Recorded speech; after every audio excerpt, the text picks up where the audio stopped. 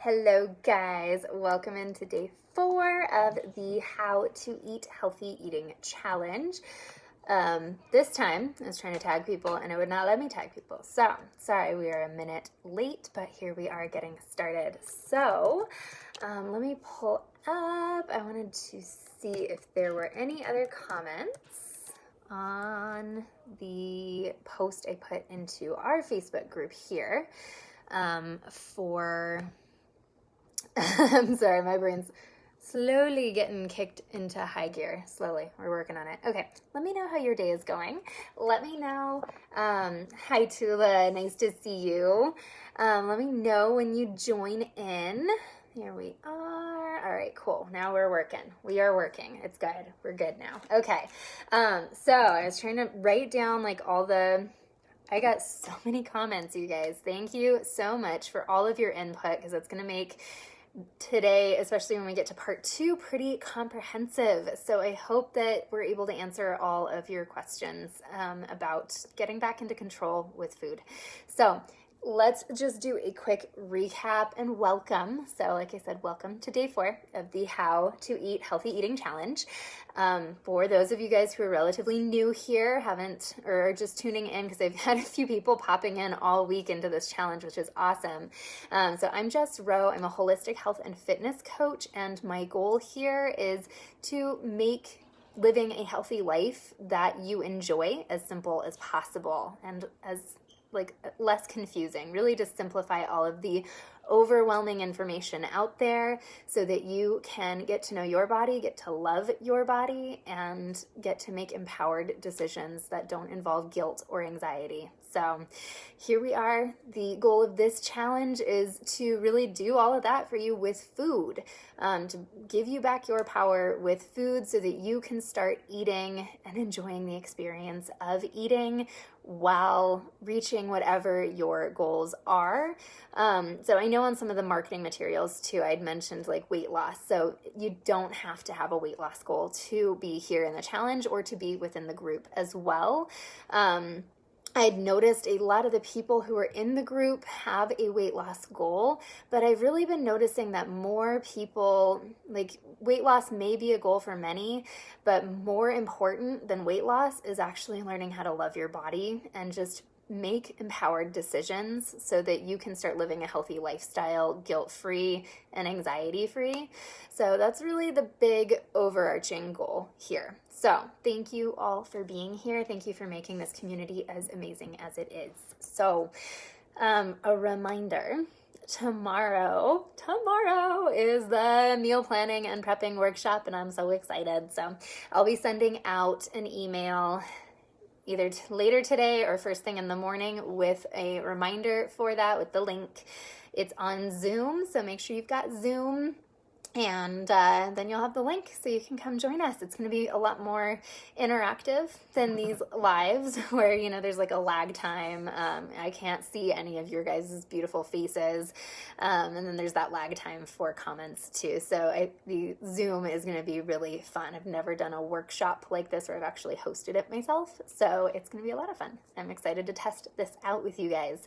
So remember to, if you have a friend that you would like to invite to the workshop, they're more than welcome.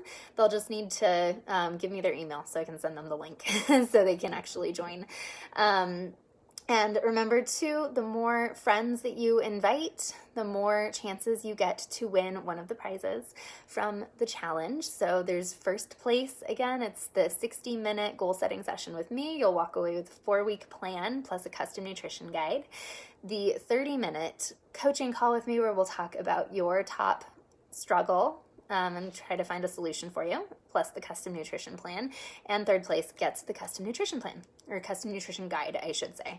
I'm not like writing you a meal plan, but it lays things out really nice and clearly, and it's a really good supplement to this challenge because it kind of recaps a lot of what you've learned in the challenge, and then it actually breaks down like based on your weight, your age, your whole body, your activity level, like what number of portions are actually right for you. So it kind of takes some of that confusion out, which is a lot of fun.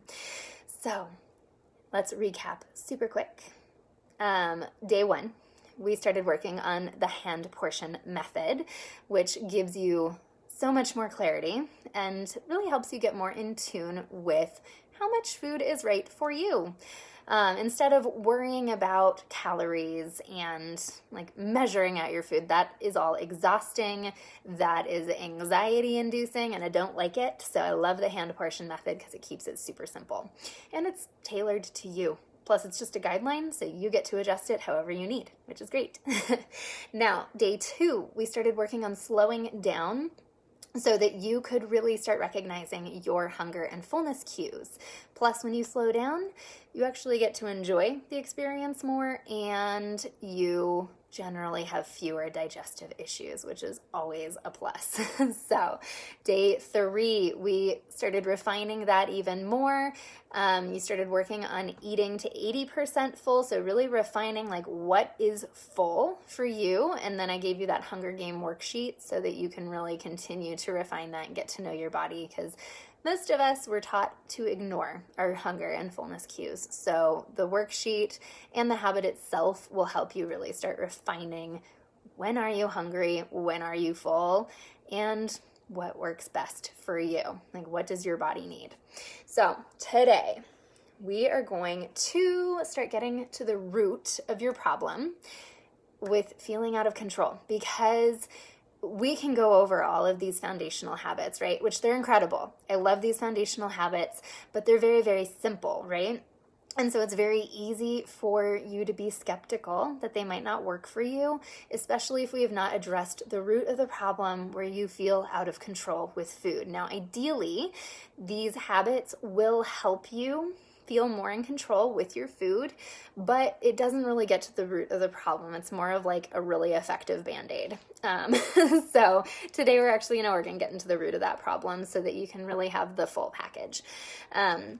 So what I want you to walk away with today is really feeling empowered to start setting the boundaries that are right for you around your food so that you can actually start enjoying your food more, while being confident that you are taking the right steps to start working towards whichever health goals you have, whether it's weight loss, whether it's just loving your body more, whether it's feeling more empowered with the choices that you're making, maybe a little bit of all of that. So I hope that you walk away with that a little more in place today, or at least some inspiration going to get you on the right track.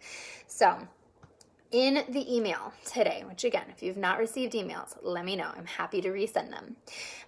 Part 1, I gave you part 1 in the emails. And part 1, we were talking about just starting to expand what we've been working on. You've been building more awareness with your body, with really focusing on like, when is your body sending you cues that it's hungry or full.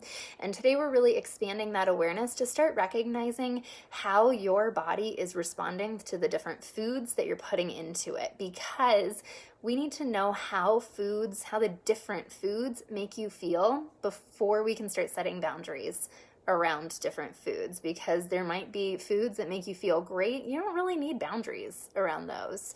If they make you feel good, like physically, mentally, emotionally, you're good. You don't need a boundary around that food unless you really feel like you need one. But if you are feeling out of control with foods, it's because at least on like a subconscious level, you have identified there's an issue with that food. And that may be because of diet culture. Like maybe you've heard it is a bad food for you, you're not supposed to be eating it, so then that triggers all that anxiety and you're like, I'm not supposed to be eating this, like I'm supposed to have a boundary with this food and I don't have that, I don't have the self-control, what do I do? So instead, like we've talked a lot, and I'll always talk a lot about this because I feel really, really strongly about this, that most of the confusion and the anxiety and the guilt and all of those nasty emotions and feelings that you get around healthy choices, those come from not being fully in tune with your body. Those come from external sources. Those come from the professionals and the gurus all telling you what you should and shouldn't be doing. And then you internalize that and you don't know how to like find a happy balance between like what the professionals say and what your body actually wants and needs. Like you haven't learned to bridge that gap. And that is where all of that guilt and the shame and the anxiety comes from. And so you're going to start bridging that gap with part 1 of today's habit, which I sent out. I believe it's the How Food Feels worksheet. I have to look again. But the How Food Feels worksheet, you will start bridging that gap just by internalizing your awareness, coming back into your body. Just block out, like create a nice little bubble, right? Nice bubble, block out all of that external noise. You don't need it.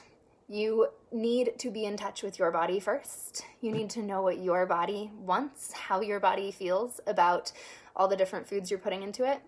And once you have that information, then you can kind of start filtering it through all the other noise out there. Like, is dairy really good for me? I don't know. Some people it's great for, other people not so much. Like, you have to get in touch with your body first before you can make that determination. So start filling out that How Food Feels worksheet. Obviously, you can print it as many times as you need. One of the things that I work closely with I can't talk, guys. I'm sorry. I need a break after this, I think. All right. One of the things I work closely with my clients on is doing a variation of a elimination diet where we actually take the foods that we suspect their bodies are not doing well with, and we just take them out to give their bodies time to reset, time to feel better, and then we slowly experiment with adding those foods back in to see what the actual result is. I'm not going to tell you guys to do that today. I just want you to know that that is a possibility, especially if there's like health issues going on, gut issues, other whatever health issues. Everything's connected to the gut. So, but you can start recognizing, like, when do I feel crummy? Like, oh, every single time I eat this particular food, I get a headache within half an hour. Or, an hour or two later, I feel like my stomach is 5 months pregnant. Like, you start to recognize these patterns. And from there, you can start recognizing, okay, which foods might be problems for me? Which foods do I need to practice setting some boundaries around to see if I feel better when I set those boundaries? You don't necessarily have to remove foods. I'm really big on not restricting, but sometimes it helps to be able to set a certain boundary so that you can really feel good in your body. So the big thing that you're doing with this worksheet too is you'll notice on there, it reminds you that you're not only registering your physical sensations that come from eating, you're also noticing like how you're feeling mentally and emotionally. Like, do you get super duper tired after you eat a certain food? Do you get horrible brain fog? Does your mood just take a dump? Do you go from like pretty okay to just like horrifically grumpy? Because food truly can trigger any of those things. Any sensation you get, whether it's physical, mental, emotional, whatever. All of those can be from food, so you're tracking all of that. Whatever you think is pertinent, don't get overwhelmed. Just whatever you think is relevant, put it down on your worksheet. And that's going to give you the insight that you need to start making confident choices that are right for you and not worry about those external supposed tos, okay? So, like, according to all of the gurus, I am supposed to be eating a very strongly plant-based diet and just eating lots and lots of plants and getting most of my protein from plants. That's one I hear a lot. For me, no, my body does not like that. I get my protein from my meats, and I eat a handful of veggies that actually go through me properly, and the rest can just go in someone else's plate. So that's me. And I am 100% confident in that. And so whenever I hear someone tell me, oh, you're supposed to be eating this, I can confidently tell them, thank you for the information, but that doesn't work for me. So it would be lovely if you can make that statement too, very confidently, right? So let's talk a little bit about expectations with your food, because we need to talk about this. So the big thing I want you to start thinking about as we're discussing boundaries with food is, how do you want to feel with your food? What kind of relationship do you want with your food? I imagine it's one that doesn't involve all the guilt, where you can eat foods that make you feel good physically, you can eat foods that make you feel good mentally, and you can still eat the foods that make you happy emotionally, right? And so the big thing that I love, this is one of my favorite philosophies, I guess, with food.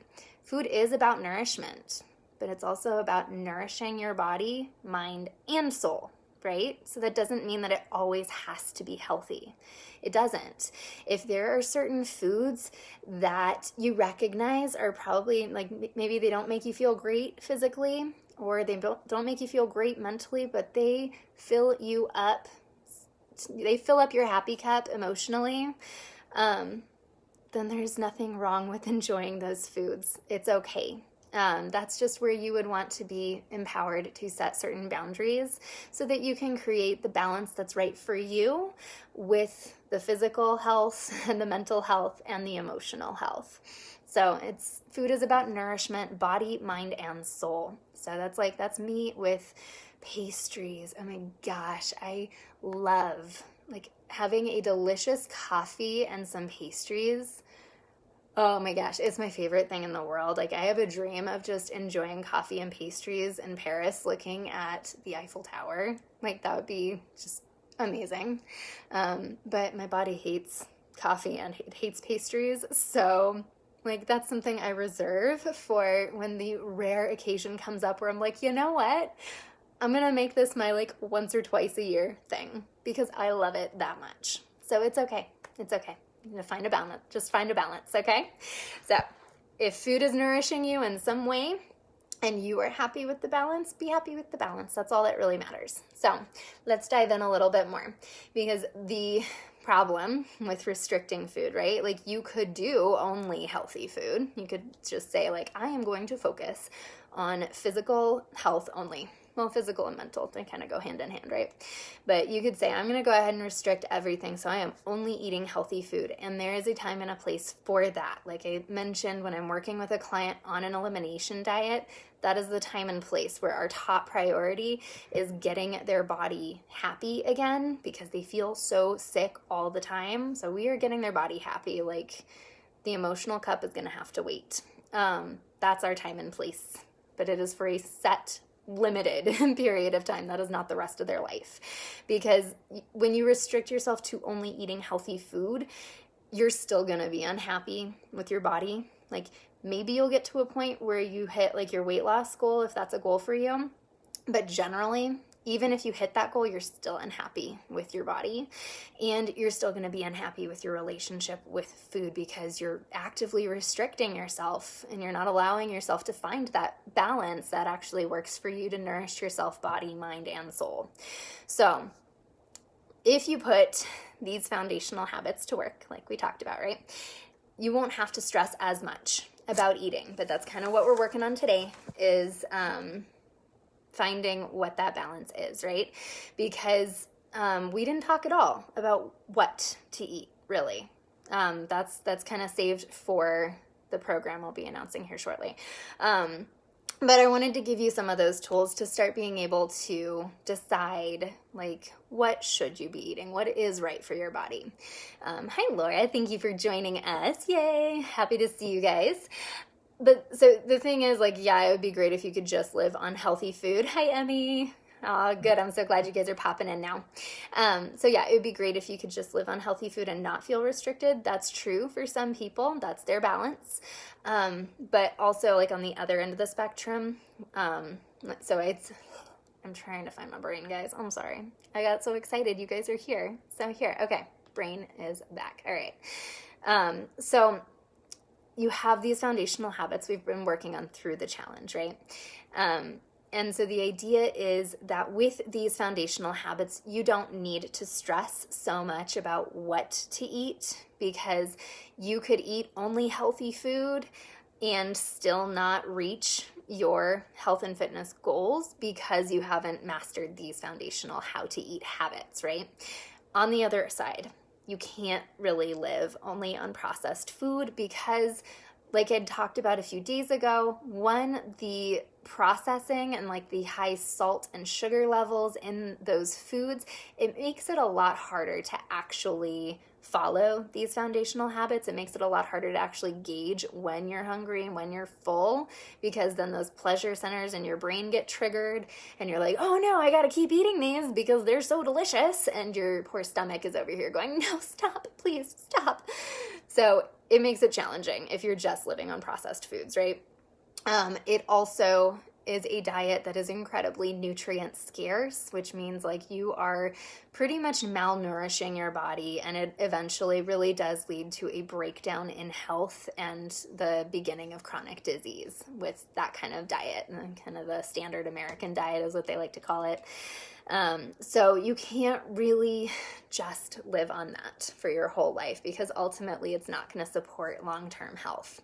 So today's final foundational habit is going to give you just enough that you need to start considering what you should be eating, while really focusing in on that root of the problem of not feeling in control with your food. So like I said, I want you to walk away today really feeling empowered to start making your own food choices without all the guilt, and to be able to start setting boundaries and expectations with food so that you can start taking back some of your control.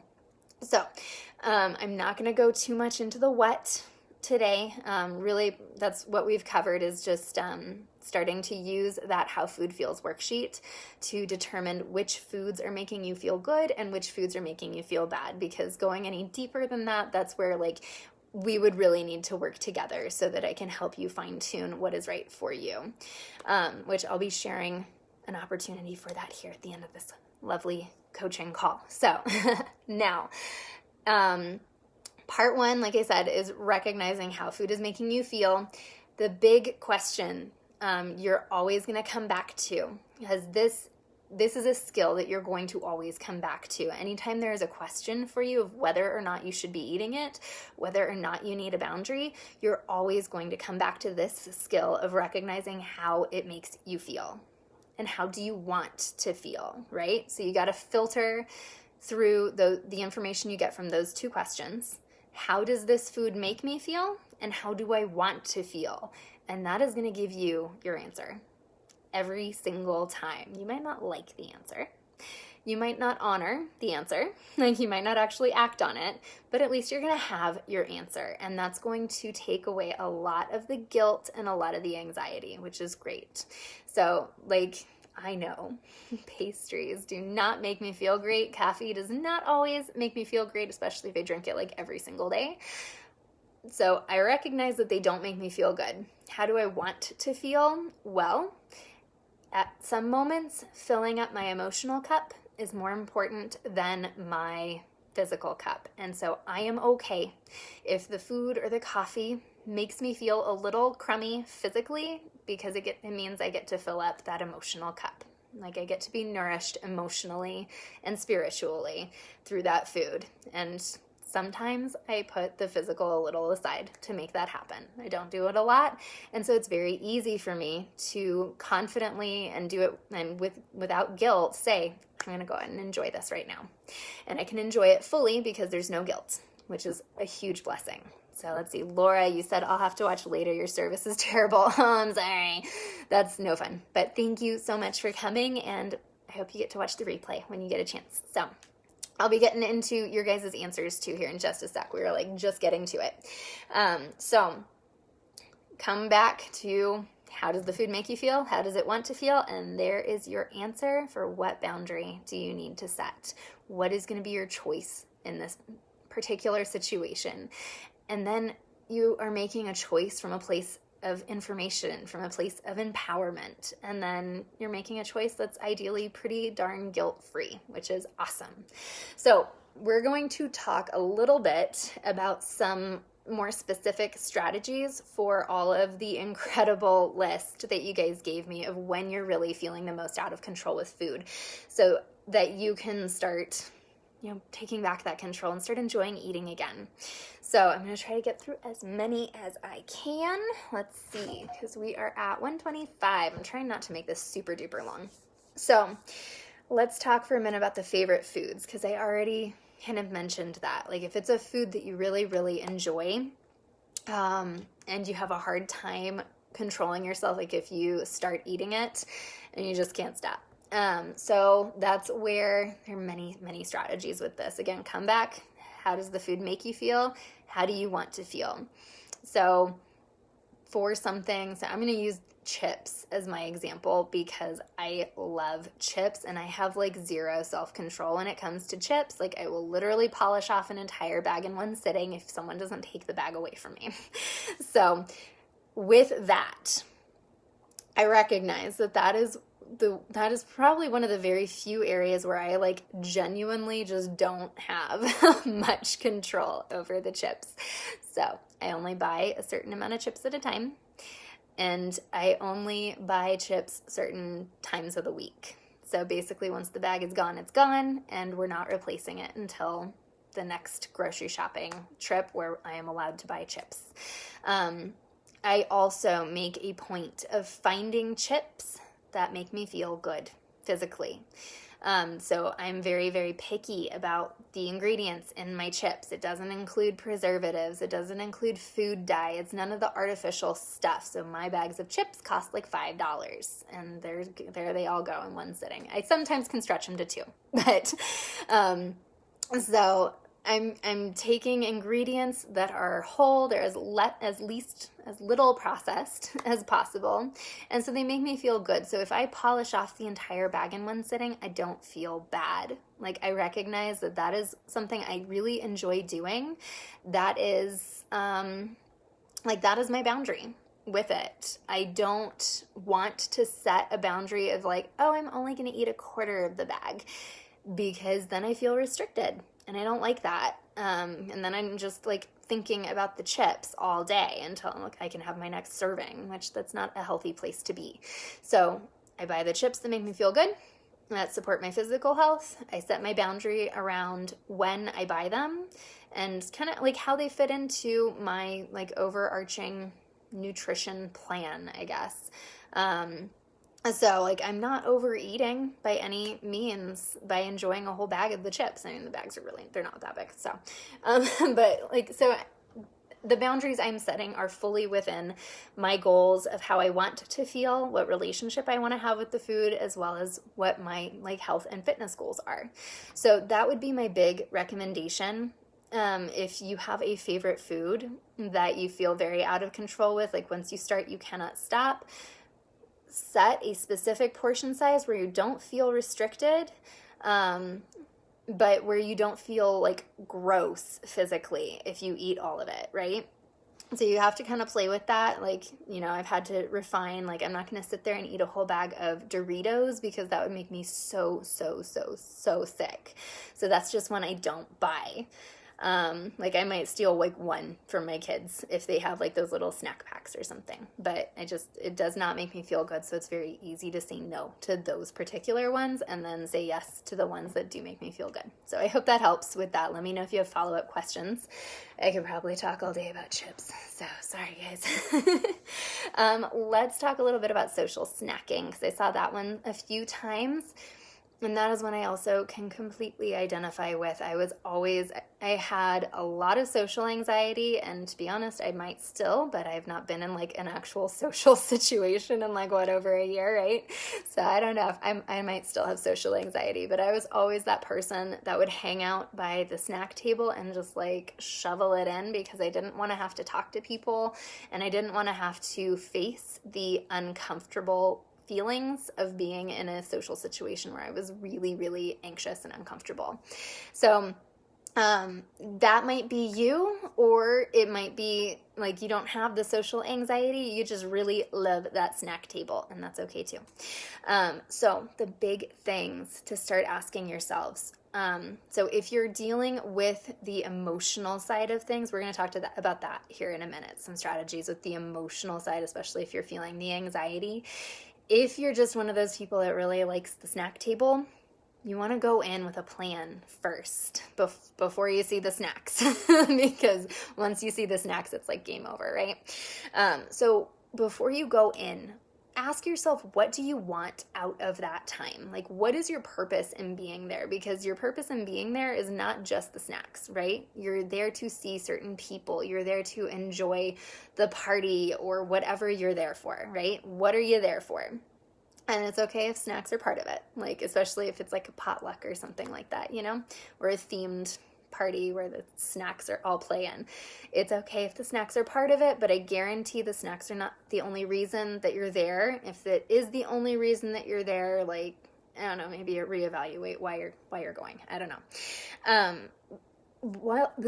Ask yourself before you go in. So, what do you want out of that time? And then what kind of nourishment are you seeking to get from the food while you're there? Like, are you there because it's a potluck and you need to eat your dinner? Are you there because you are nourishing your emotional cup? What kind of nourishment are you hoping to get out of it? And then what boundaries do you need to set with the snack table that support that? Like, what boundaries do you need to set to ensure that you get what you want out of that time and to ensure that you get the nourishment that you need out of that time? So maybe you set a boundary like, oh, I'm only going to take X amount from the table. I'm going to make one plate. I'm going to savor the heck out of that plate.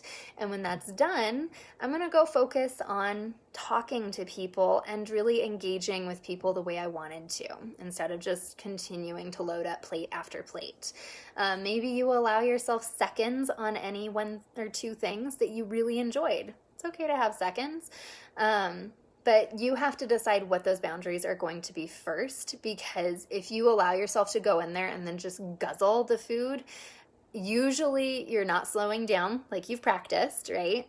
And so you're not actually enjoying the foods as much as you could be. And so when you say, okay, I'm going to have my one plate and I'm going to enjoy that plate. And then if there's something I really enjoyed a lot, I'm going to allow myself to go back and get seconds. And then that's it. When you do that, you are setting yourself up to really enjoy those plates that you make a whole lot more, okay? And then that gives you a lot more control, where you're like, okay, I'm done with the food part. I've gotten my nourishment. Now I'm going to go get my nourishment from the social aspect, right? So how do you need to enjoy that experience? What boundaries do you need to set? I'm just giving you ideas. So if you come up with something else, that's great. That's your call. Do what's right for you. So let's talk a little bit about the emotional side of things. So especially when it comes to stress eating and emotional eating and anxiety eating, all of that stuff. So you've already identified what the problem is, right? You've identified that you're stressed. You've identified that you're anxious in that social setting or whatever is triggering your anxiety. You've identified that you are experiencing an emotion. Before you go eating to suppress that emotion, because that's what it does. When you try to eat to deal with an emotion, you are trying to comfort yourself and you're trying to suppress that emotion. Now, I'm not a psychologist, I'm not a counselor, so I'm not really here to counsel you through it entirely. I'm just going to give you some ideas, though, that have worked very well for me, that I've learned from talking with counselors and therapists. So you are trying to comfort yourself with the food. You're trying to numb that emotion. So if you are able, try to sit with that emotion. Try to understand where it is coming from, and then turn inward again and get in tune with your body and try to discern what that emotion is needing. What is your body needing right now to help you deal with that emotion? Do you need some quiet time?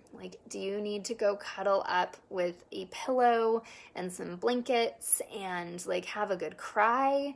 Do you need to go have a nice bath? Do you need to talk to somebody? Do you need to journal about it? If you get a lot of that mouth, that need to, it's a very natural thing, because think about what kids and babies do to comfort themselves. It's all an oral thing, right? Where they've got either their pacifier or they're nursing or they're sucking a bottle. It's very normal for us to want to comfort ourselves through putting things in our mouth.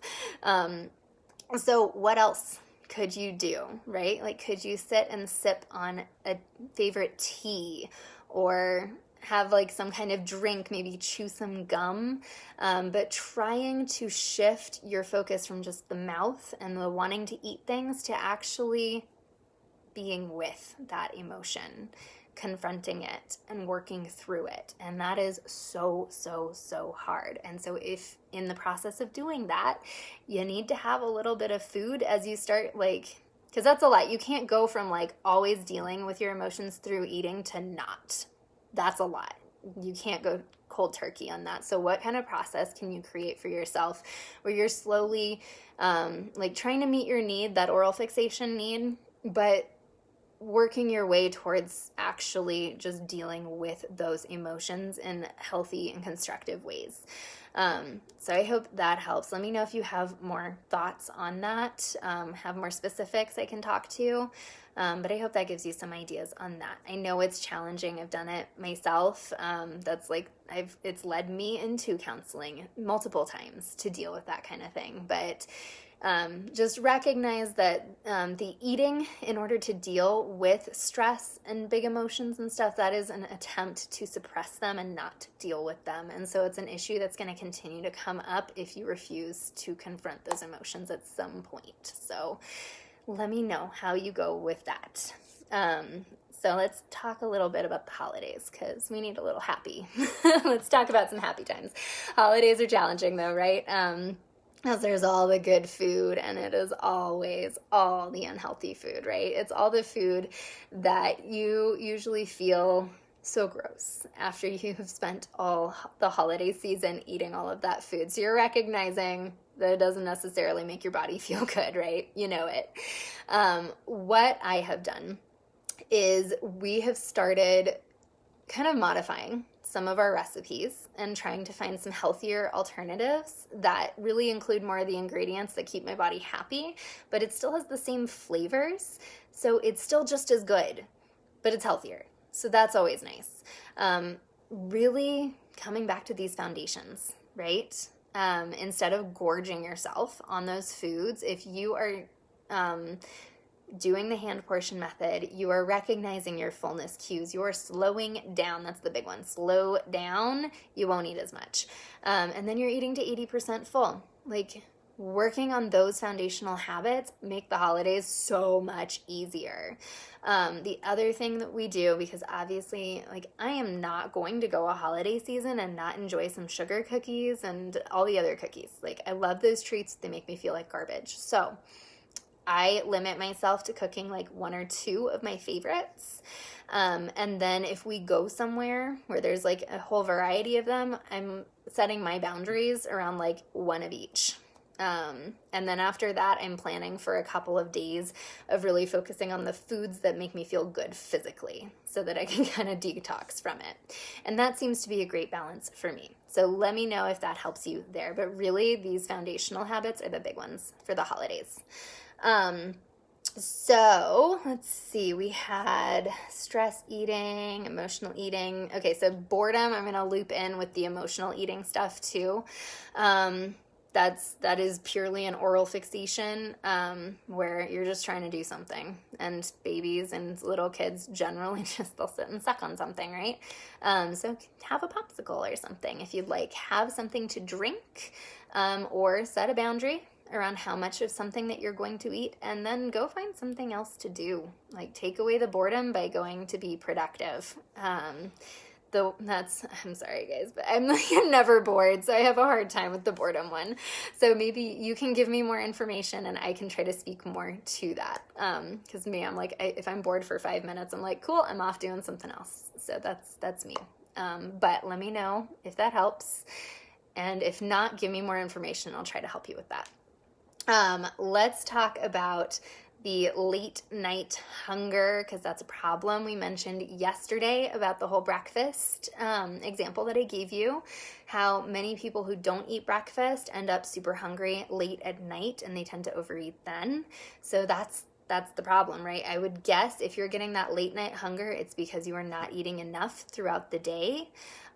So what can you do to fix that? Because we know that the late night eating, that is any food that you eat right around when you're supposed to be asleep, your body is going to plug that in as fat. And so first ask yourself, are you making progress on whatever your health and fitness goals are? If your goal is to maintain your weight, or, well, just decide what your goal is, right? Decide what your goal is. If you are moving towards that goal, then the late night hunger and eating then might not be an issue. If you are still making progress towards your goals, then it's not an issue. If, on the other hand, you are not losing weight, you are not maintaining your weight, or you're not sleeping well because you have a full stomach, obviously that's a problem. Time to start shifting, making sure that you're eating at least a little bit more at each meal throughout the day, really prioritizing breakfast, whether it's like early in the morning when you get up or maybe mid-morning, and then eating a little more at lunch and dinner so that you're not hungry by the time you're going to bed. So that's really the only strategy with that one. But make sure first that it is actually a problem for you.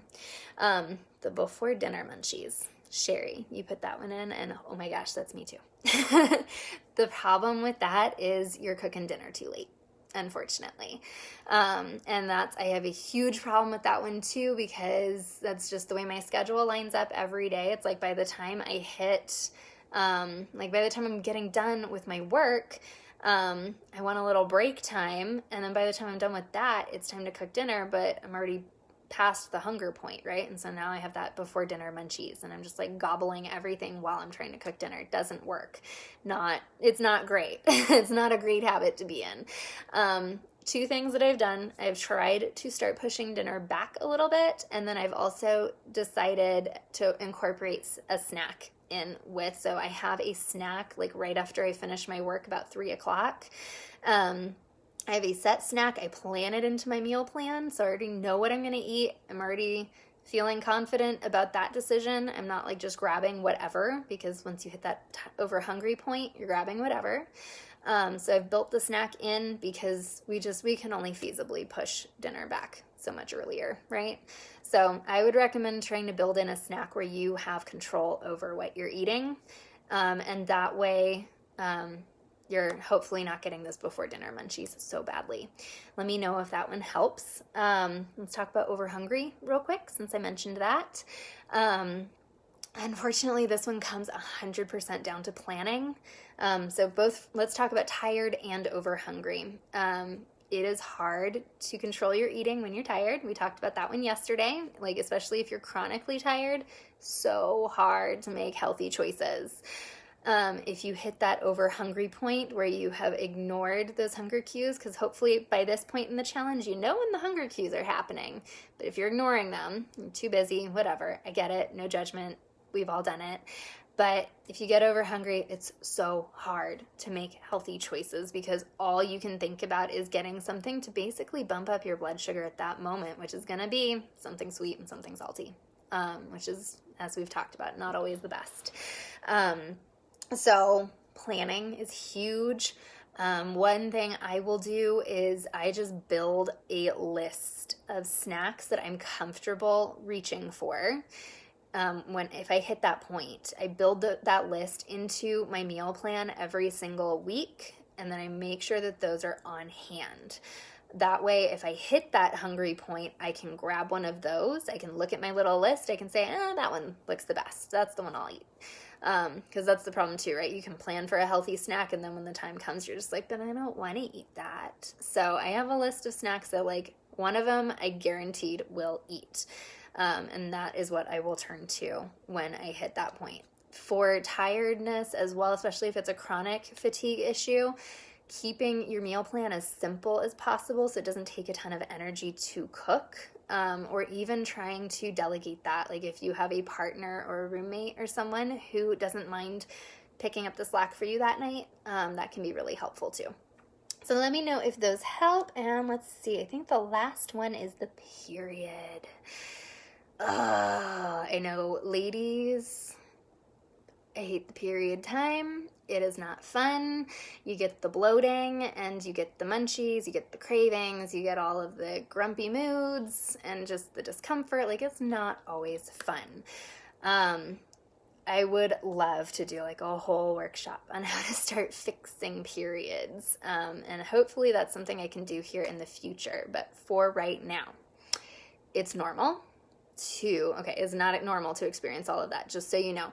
That is something that can be corrected. I can't go into all that today, though. There's a lot. But it is normal for your tastes to change around your period. It is very normal for your body's nutrient requirements to change around your period. So if you are suddenly craving things that are higher in fat or higher in carbs, it's normal, actually. And it's okay to find foods that meet that need. There's nothing wrong with it, especially if it's a food that makes you feel better physically and it makes you feel good emotionally.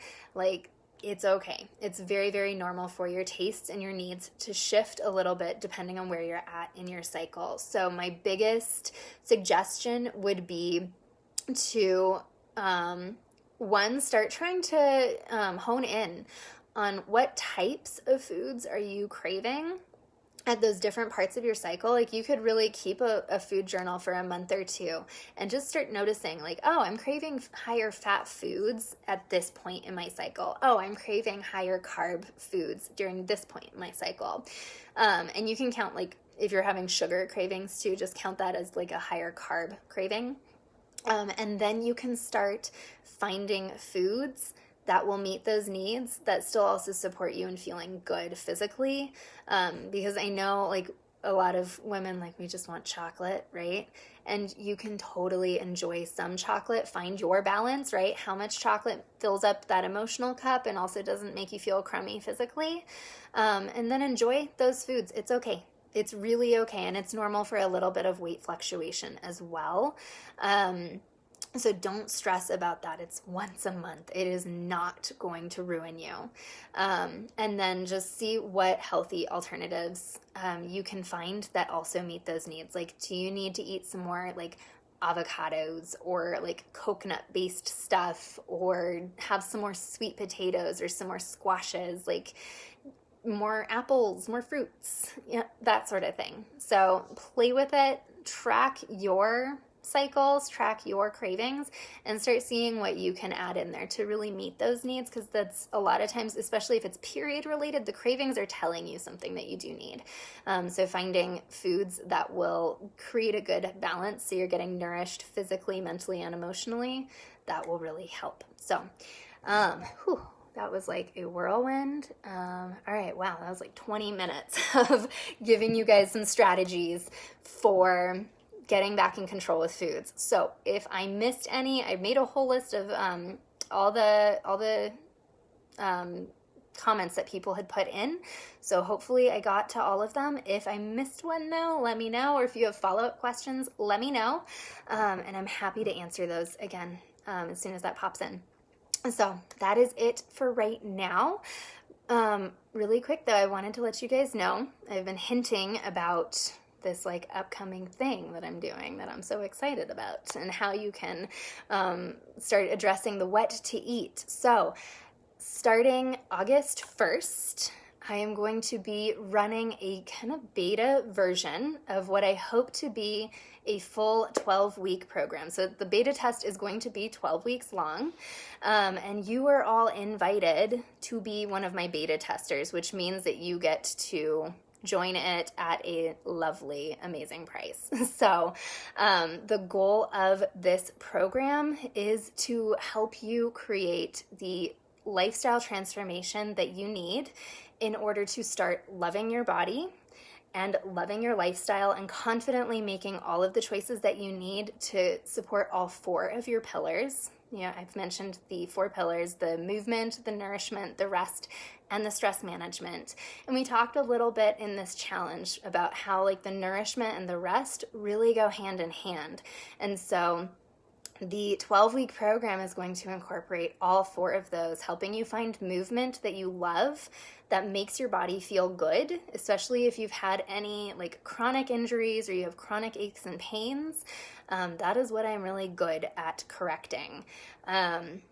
we'll go deeper with your nourishment. So if you really want to know, like, what do you need to be eating? If you've got those gut issues, if you have any underlying health issues you've been struggling to manage, that is something I'm really good at helping you start to decode what is going on and start finding strategies that actually do support your healing in conjunction with whatever you might be doing with your doctor or physical therapist.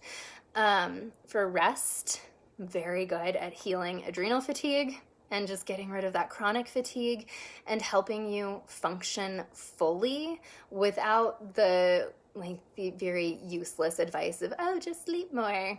Like, there's a lot more to it. And rest really plays in with like the movement and the nourishment and the stress management.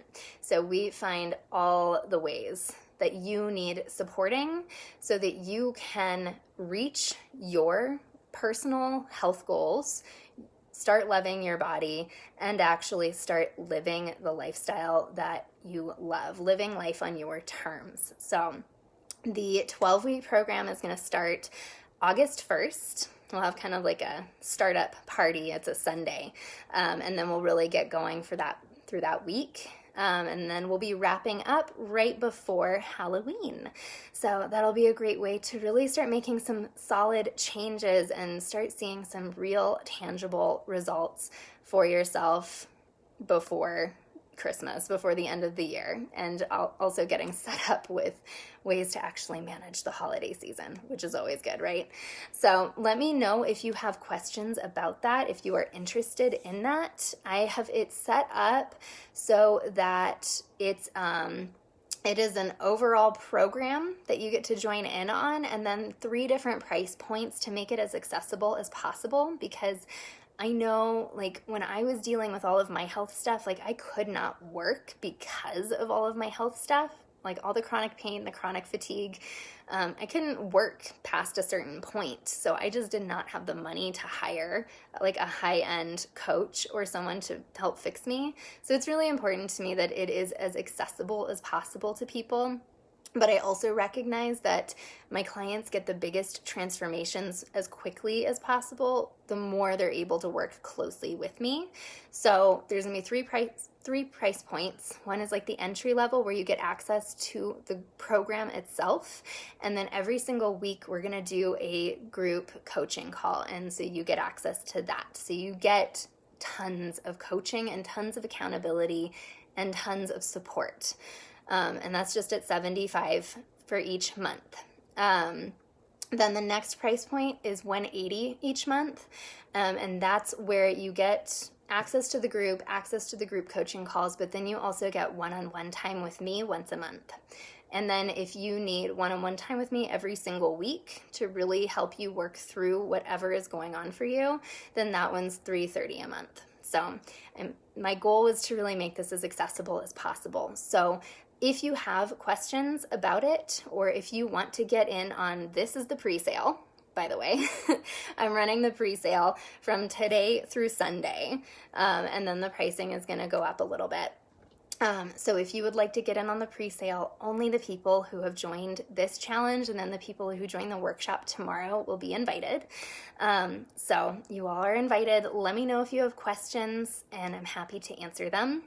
And I would love to see you all there helping me beta test this program. And the big thing too that we're going to be doing is like a points system to help you actually track like what you're doing while celebrating along the way and making it a lot more fun instead of just like, oh, it's another checklist I have to do. So it's going to be, there's a fun like points system to help you get a little more inspired and have more fun with it. So let me know if you have questions. I'm happy to answer them. And then that is it for today. So go work on your foundational habits. Go start discovering how food feels for you, and start thinking about how you want to start setting more boundaries for yourself. And then if you really want to learn more about what you should be eating or what is best for you to eat, definitely think about joining the beta test of my 12-week stress-free lifestyle transformation. So let me know if you have questions, and have a beautiful day, guys. Thank you so much for joining. Bye.